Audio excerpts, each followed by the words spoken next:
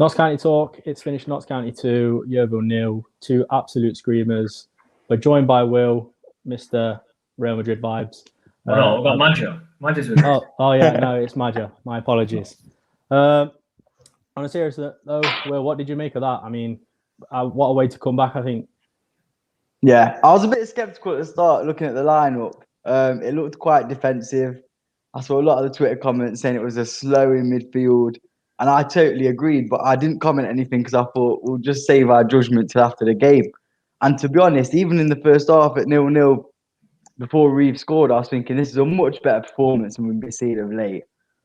And it's all round, we looked so much sharper and just so much more passionate and just so much more on the offensive.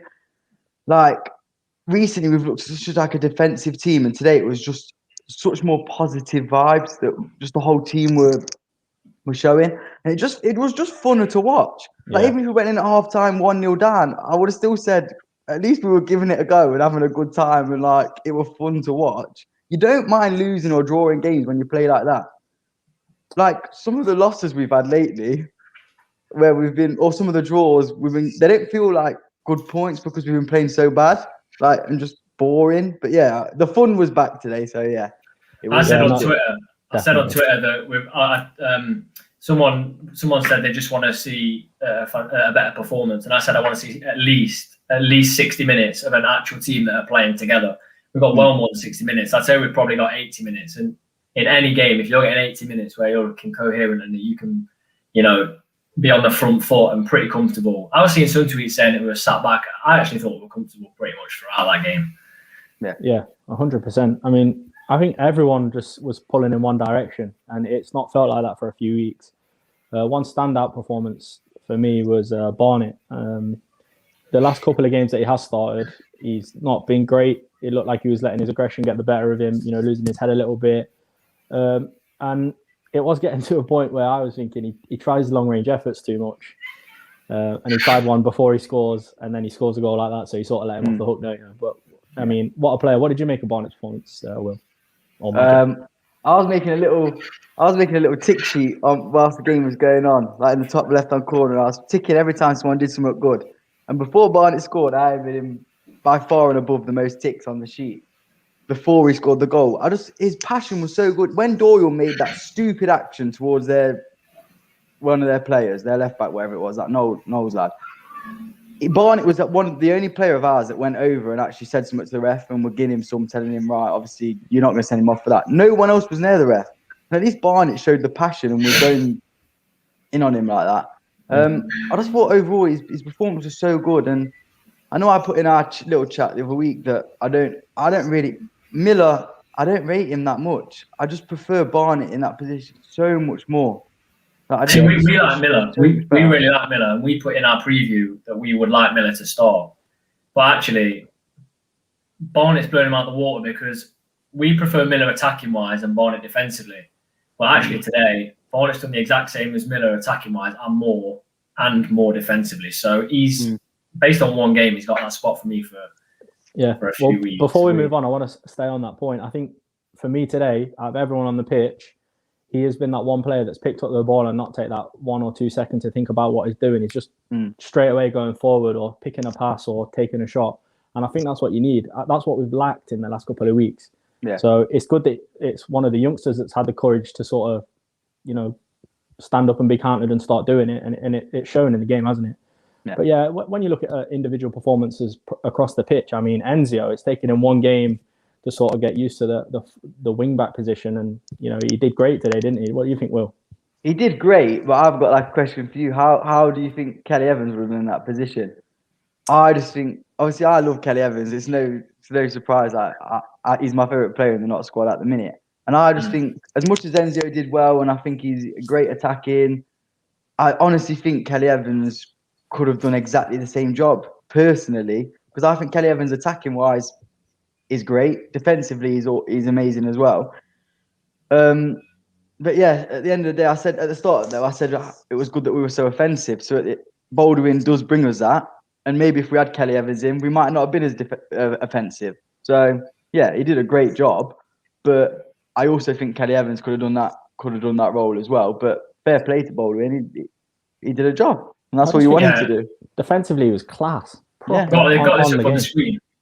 I Max saying agree. that Enzo right wing back growing on me. He looks like he slotted in after one game. The one thing I would say is that Rawlinson didn't have the worst game at all. He didn't have the best game, and I wonder if that's just because Enzo doesn't offer the protection outside that Kelly Evans would. But I think Enzo right wing back could be a masterstroke. And when I saw it today on the team sheet, I thought not again. But actually, he's made it his own, and he's a threat. He is a real threat. And defensive work rate's actually quite good.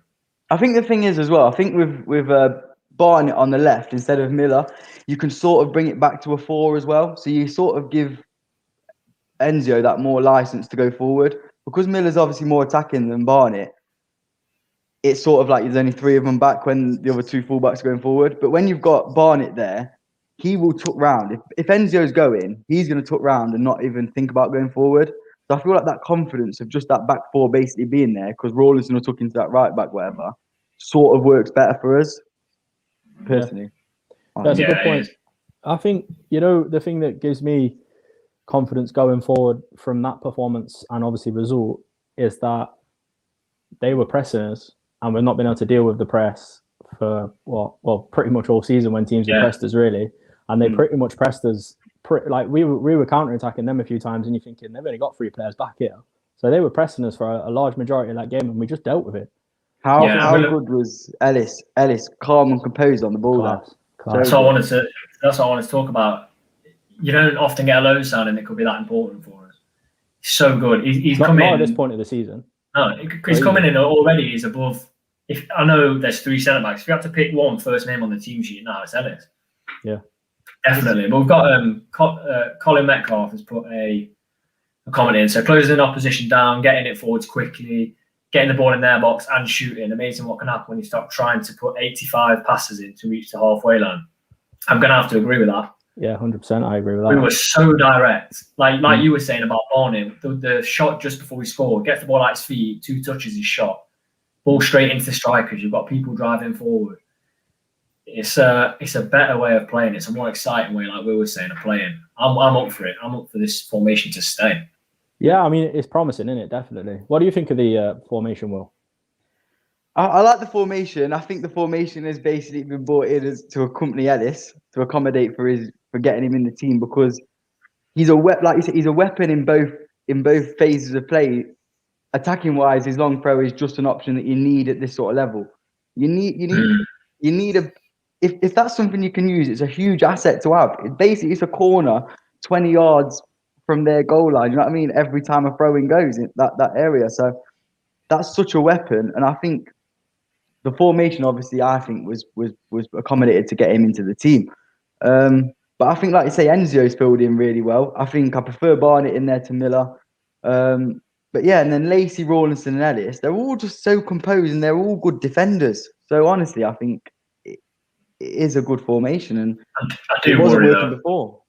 I do worry about we've got 4 centre-backs at the club and we're playing with 3 of them at one time. That's what I worry about because all of a sudden, if you play, say we play again Tuesday night and let's say, I don't know, Turner and Rawlinson get injured, you then can't play that formation. And then you're back to square one. So I'll be happy if a couple of games Brindley filling in. Yeah. Bit of a Kyle Walker, like England, Kyle Walker fills in, a bit of a pacier player. I'll be happy with that. It's not sustainable, not yet. No, he's working back to it, isn't he? Yeah. But I wouldn't like that. Do you know another thing I'd like to talk about as well is how many games Lacey must leave without bleeding? Because it's probably at 1 or 2 this season. He seems to bleed every game. He just puts his body on the line every game, doesn't he? What a player. Definitely. So I want to talk about the reliance on Wootton as well. The first game in a long time where Wootton's been quiet, but we've not been reliant on him. Because that's been an issue. If Wootton doesn't play well or if Wootton doesn't get the rub of the green or the ball, he's out of the game. Yeah. Today, you've got goals coming from other places on the pitch because we don't score that many. And actually, Wootton's nearly the top scorer in the division. You've got Reeves and you've got Barnett scoring. And it's not a case of not to just scoring worldies now because we've seen with other chances, we could have scored 2 or 3 more. So the fact that we're not relying on Wootton and when Knight comes in as well, it's just got to be a positive for me. Yeah, proper excited to see that night. I think from the sort of chat you see on Twitter and the sort of vibes you're getting from their fans that he left, he seems like a real good player. You don't want to say it too early that he's going to be a Roberts because we haven't even seen him play yet. But the sort of chat that's going around, it seems like he's a proper good player. And I feel like that little bit of pace, because we haven't got a lightning quick striker in our team. And he knows has got a bit of pace, but he's not lightning, is he? If we can bring someone like him into the team, if Knight and Roberts can come into the team at a similar time, we get them both fit. I know Roberts probably a couple of weeks away or whatnot, but I think of that boost for them two coming into the team. Yeah, absolutely buzzing. But you're right, Wootton I don't think he was great today. I thought Effiong was the better of the two up front today, for sure. And that surprises me because Effiong's touch and the way he held the ball up in the box and was exceptional. And it shocked me. I didn't think he had that in the locker. I didn't really think we'd see a lot of him, but he did really, really well today. But you're right. At least we're getting goals from good positions. And Barnett looks like a player who can chip in. He could have had two. Barnett, he could have easily had two. And do you think if it goes? Do you think if it goes well, this is something we could be seeing from Knight? Knight gives Real Madrid advice. We'll be seeing a Real Madrid advice Knight. I don't know. I don't want to compare him to anyone yet, but you're stuck with that label now and Mr. Real Madrid. Yeah, but Real Madrid ain't that good anymore, so we're gonna have to think of another team to bring out there. What are you gonna liken the Reeves free kick to, Will? I love the commentary though from Charlie. The wobbly rocket, was it? Wobbly rocket, yeah. Wobbly rocket. It would have still got in without the deflection, I reckon. Which is the better of the two goals? What, today? Yeah, I think it's Barnett. Yeah, Barnett's because of that Reeves assist as well. It was Reeves. Was it Reeves or Wootton who got the assist for that? Who did the flick? I don't know. It was a great little flick. I think it was Reeves. Finished. I think Barnett because it was just a pure strike. I think Reeves just was a great little free kick, but it's been coming as well, hasn't it? That goal from Barnett from long. Barnett's one of those where it could be an extra 10 yards out and it's still got the power and it still would have beat the keeper. Yeah. I think he deserves that because he was exceptional today. I just love his attitude though. I think that's the main thing that I think I've realised myself as a fan. Like, if you've got the attitude, then you'll back the player. It's like Kelly Evans. Like ability-wise, he's probably not the best. He's nowhere near probably the best player at the club. But he puts 100% into every game. It makes you feel like, as a player, that you could get to that level. I know it sounds ridiculous, but it makes you think that anyone, if you put in that much effort, you can get to that level. Obviously, he's a class player, and he's got a lot of skill and a lot of ability. But it's his mindset that gets him there. And it's like Barnett today. It was his mindset and his effort that he put in that got him in there. And he's got to play next game. That's the whole team's got to play next game. Would you keep it the same for the next game then? I'd keep it the same. I thought Jim O'Brien was class as well today. Yeah, to be honest. Yeah, I think. Well, obviously, I didn't see his last performance, but today I thought he was really good. I thought he was class. I thought he was an attacking threat. Yeah, as well. He drives forward very well. I think O'Brien, and I think he deserves a bit more game time because it's been lacking a lot this season. He's having a bit of a revival.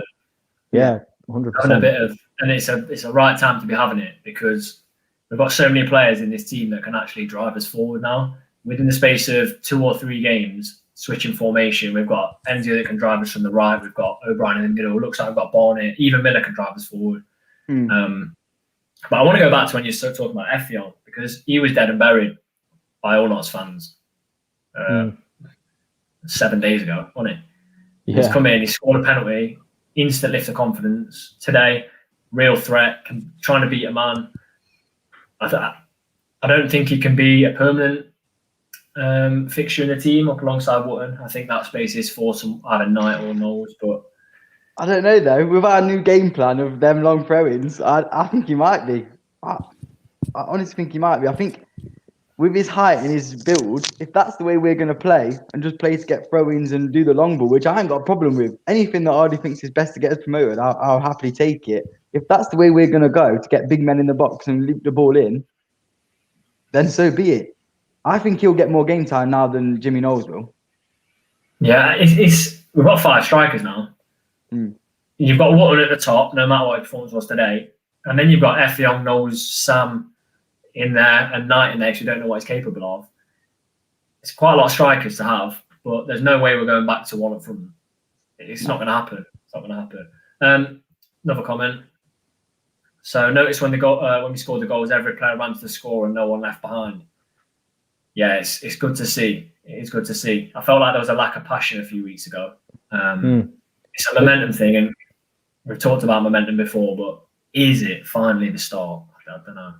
But I think there was a lot of questions sort of milling about on Twitter, wasn't there? Sort of like, what is the problem? And it sort of puts to bed the people thinking, has there been a fallout somewhere in the changing room that we're unaware of, or something like that?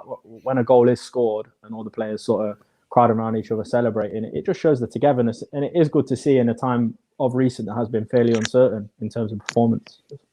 Yeah, and I think especially, I don't know if you lot saw that thing on Twitter they put about ringing up them when they were ringing up people with disabilities and stuff.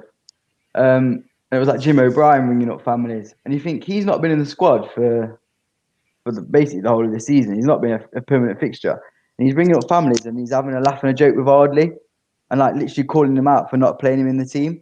Yeah. And I just think that just must show that the dressing room, there's nothing wrong with the dressing room, surely. Because if Jim O'Brien's willing to have a little laugh with Ardley, saying, "Oh, get me in the team," then surely the spirit in the dressing room must be good.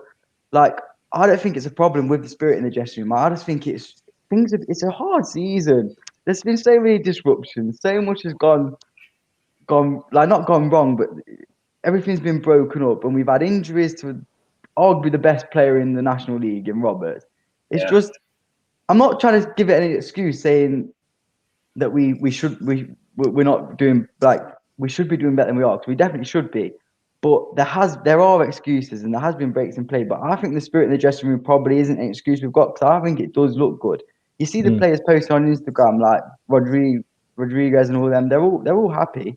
Yeah. So I don't think it is an excuse. But one thing I would say though, and like based off today's game as well, I don't think Doyle offered a lot today at all. And that might be controversial, but just my own opinion, I don't think he offered a lot. And I think possibly if you dropped Jim O'Brien into where Doyle's been playing for the next game, and then bring Rodriguez in, is that not something that might not work? You've got to give it a go. There's no way Doyle can play. We spoke to Charlie Slater on our preview on Friday, and even Charlie Slater agreed. Doyle can't play every game now. I think it is every single Tuesday is now used up for the rest of the season. No matter how, even if he plays amazingly, you can't keep him in the squad because he's going to be knackered by the end of it. So we're going to have to start making some links with players. We're going to start getting it to gel a little bit. But we were talking about this, weren't we, George, while the game was on? Exactly what you said, Will, about there's no problems in the dressing room. Got players like Ellis coming in, and George rightly said, why wouldn't you want to come in next season and stay? I think Ardley's a reason for that. I think Ardley, people want to play for Ardley no matter what. I totally agree. It's like Wotton's obviously had. There's no way that Wotton over last season wasn't going to have had a few clubs in the league above going for him, and Roberts, and they've stayed. And why have they stayed? What's the reason they stayed? Full well, I think it could be Ardley. I think you're right in saying it is Ardley, but I think the direction the club is going in, I think you can see is positive. So I think that does help players. But I 100% agree. Ardley is that sort of player where I think he'll have a good relationship with his players, and especially like the top players. I think he'll have like a really special relationship with. So yeah, I think that is important to have as a manager. But there's loads of questions floating in at Tom. Yeah, loads. We'll go on from. Let's go for Aaron Porter, because this is something we've talked about formation already, but not this. Do you think the formation would need to be scrapped to bring Roberts in? I don't think he's back for a while, personally. Slater said he's not too far off last night, didn't he? So I'd assume maybe a couple of weeks, like earlier. You playing in the so hole? Hard. Best player in the league. Yeah. Formation's working. What do you do? What do you think, Will? Honestly, my first thought is that you have to change the formation to accommodate for him, because he's the best player in the league. He's incredible. I think he's a League One player. Personally, I think he's that good. But I don't know. Can he play in the hole? So if you have like Doyle or O'Brien and Reeves behind him, and he plays in that little number 10 role, possibly. I don't think he has to play off the wing. I think he can do it from wherever he plays. I don't see him as a wing back personally, especially if Barnett's doing that well. And I wouldn't want him to replace Kelly Evans or Baldwin. So no, I would honestly think if you want to get him in, you change the formation, or you play him as that number 10, just lying deep behind Effiong and Wotton. Personally, but I think I agree with what you're saying. I agree with what you're saying, and put him in that number 10. But genuinely, I think by the time he comes back, we'll be forced to have changed formation anyway. Because I feel like the 3 centre backs we've got, one of them's bound to pick up an injury. Like Lacey's gone off today, so I think it eventually will probably change again anyway by the time he's back. Sorry, Tom, go on. I interrupted you there. I'm going to say the good thing about Roberts coming back is that it's just happened in football now. They're never going to chuck him straight into the team anyway. He'll be coming on for at least 3 or 4 games as a sub, and Hardy likes to change things during the game a lot of the time. So for a while, we'll get to see how he works in this formation and how other formations work anyway, because he's not going to be in starting lineup till, I don't know, at least a few weeks. I know this sounds really, really silly, but also, like, if it's working at the minute without him, and he's not fully fit, don't risk him. Save him for the last. I remember Charlie Slater was saying this. I don't know if it was on one of your lot's chats or I was on that podcast, that Magpie Circle thing, but he was basically saying, like, don't risk Roberts until it's crunch time. If he's not fit, he's not fit. Don't risk him. If it means we only play him for the last 5 games and then we're playing for the playoffs, save him for that. If we can get into the playoffs, keep him for that, because don't risk him coming in now and then getting injured and then we can't play him in the playoffs, because that would be the most stupid decision. Even if he only comes on as a sub, like even if we keep this formation and it all goes well, no one gets injured and it's working well, we keep it. You don't bring Roberts in just because it's going well. Like, I mean, because you have to bring him in. But if he needs to come off the bench in the playoffs or for the last 5 games, don't risk him. Is my opinion. Ridiculous impact, so he could be. And also, teams wouldn't have a clue how you're bringing Roberts into this formation. There's no way in the world they can plan for that. So, that's a massive trick up, not sleeve, and hardly sleeve. But this is something I was thinking of during the game as well, George. I'll let you read this one out, but something I was thinking of. Do you think Ardley will change it Tuesday simply because Yeovil will now be training to stop what we did today? Now that was my thinking. That's why I asked it earlier to Will. In saying that though, I think if in football, if you keep it fairly basic like we did today, I don't really think you can go massively far wrong if your players are up for it. I think there'll be a few surprises. I think Rodriguez might come in. And I think there might be some personnel change, 1 or 2, just from tiredness. How are they going to stop it? How could they stop them 2 goals today? Nothing they can do. It's like, I'll tell you what, if they start to step up a bit to press, like to stop that long range, I can guarantee the wing backs will be in behind. So they've got a nightmare to try and sort that, because Enzio will get in behind, and if Enzio's in behind, it allows for crosses, and we've seen what Wharton can do for crosses. So actually, we've kind of backed Yeovil into a corner tactically with this performance. Yeah. And I'll tell you, they wouldn't have been planning for those 3 centre mids we have today. No, I don't think they would either. No one would have expected that, would they? I didn't have a clue. God, it was like a retirement home in the middle, wasn't it? Jesus. In there. You know what I mean, though? Like, I'm not trying to call them, but no. What you're saying is right. I mean, to a degree. I mean, I don't know about retirement home, but when you do look across the squad, the average age of a lot of the players, it's towards the end of their career. Oh yeah, I mean? But I heard you talk. What was it? The fans. I didn't agree with that though, to be honest, about the fans and our age of our players. No, you just said the midfield three are a retirement home. Yeah, I know, but they're not today, so they don't care about the fans, do they? You know what I mean? Like, I don't know how much of an impact. I don't know. I'm speaking out of turn. I think the fans would definitely have an impact, because younger players that aren't. Yeah, of course it's the same for every team, but like the younger players that aren't used to playing in front of fans anyway, that have come from an academy or something like that, are obviously going to play better without fans there, I think, because there's less. Rodriguez and some English fans different to what they would have experienced as well. Yeah, exactly. No, I see your point. I might have been rash with that comment then, yeah. No, I think you're really rash there, Will. Yeah, I apologise for my rashness.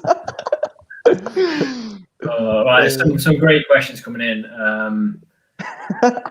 Yeah, so many. So Andy, agree with keeping Roberts out until the final running and playoffs. Yeah, unless it's not working. Yeah. It's just a lot of people agreeing. There's a lot more positivity here, especially compared to last week. What's Paul saying? Let's have a look.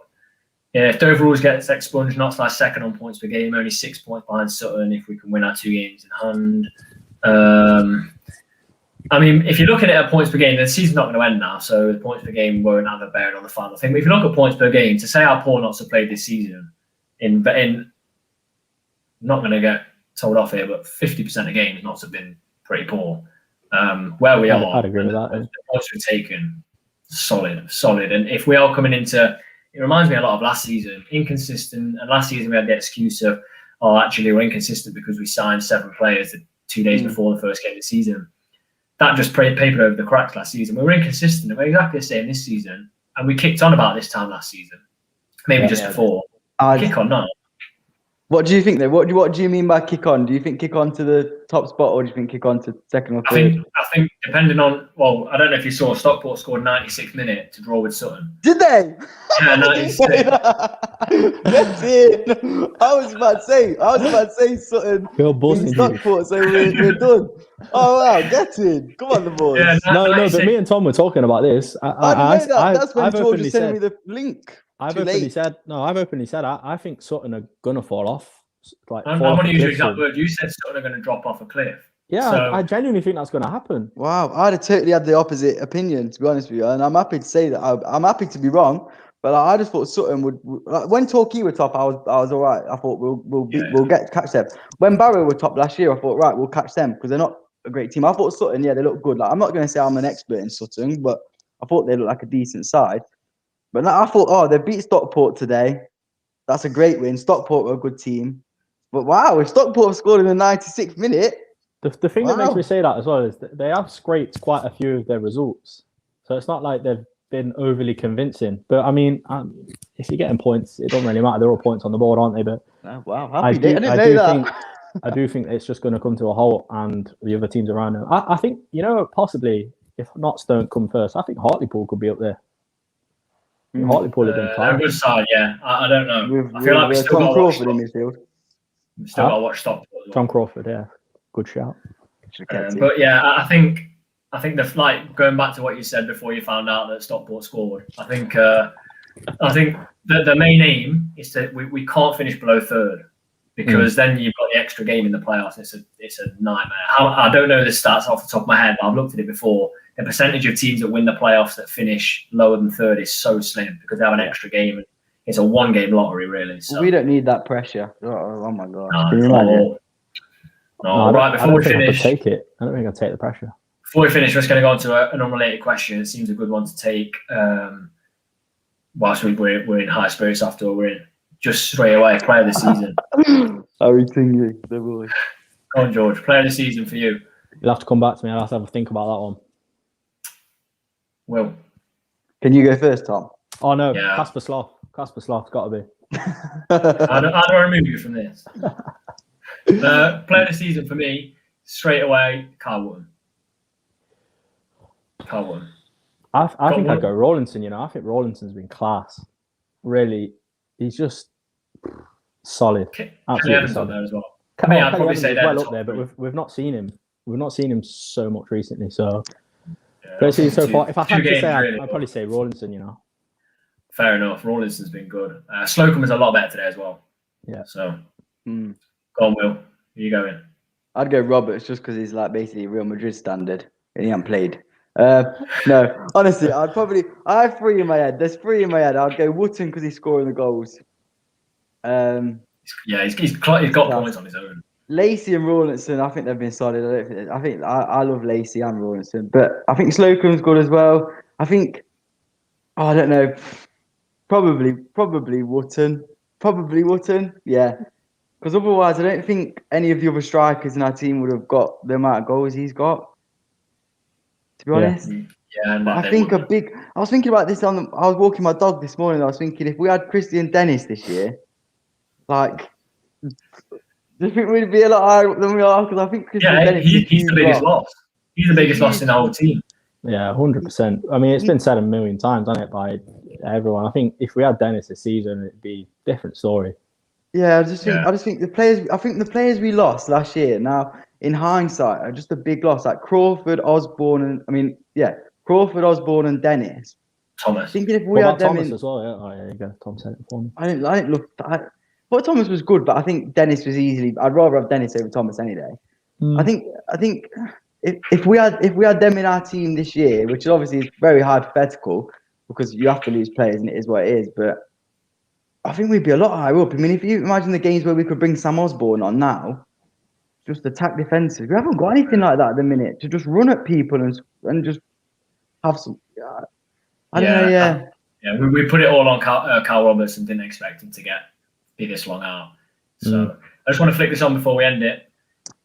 DK player of the season, Kelly Evans player of the year, DK.